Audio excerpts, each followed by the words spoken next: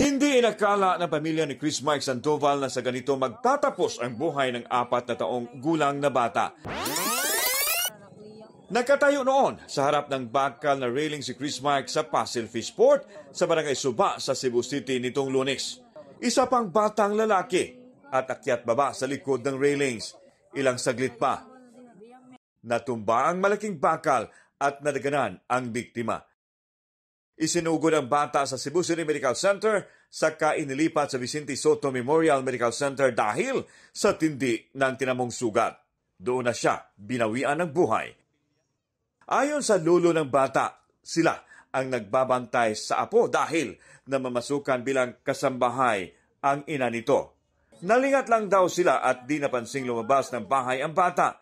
Ay, wala may kuha, sir. Baso, sir. Kaya disgrasya. Pero ang amon lang ikuha na ito, ano wagi gipusa nila. Tumanggi namang magbigay ng pahayag ang tagapamahala ng Pasil Fishport dahil ang market administrator lang umano ang pwedeng magsalita. Pero wala naman doon ang market administrator ng puntahan ng GMA Regional TV.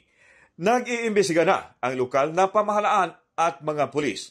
All angles has been investigated and kung ano pa yung maging result, sir, nakanda naman kaming i-disclose sa public pagka matapos ang investigation, sir.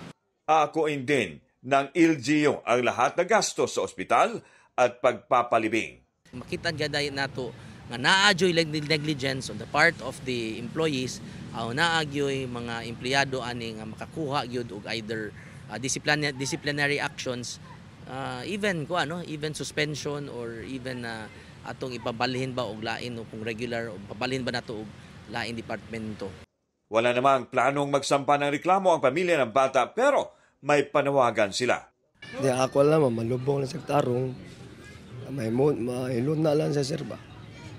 Para sa GMA Integrated News, ako si Alan Domingo ng GMA Regional TV, ang inyong saksi.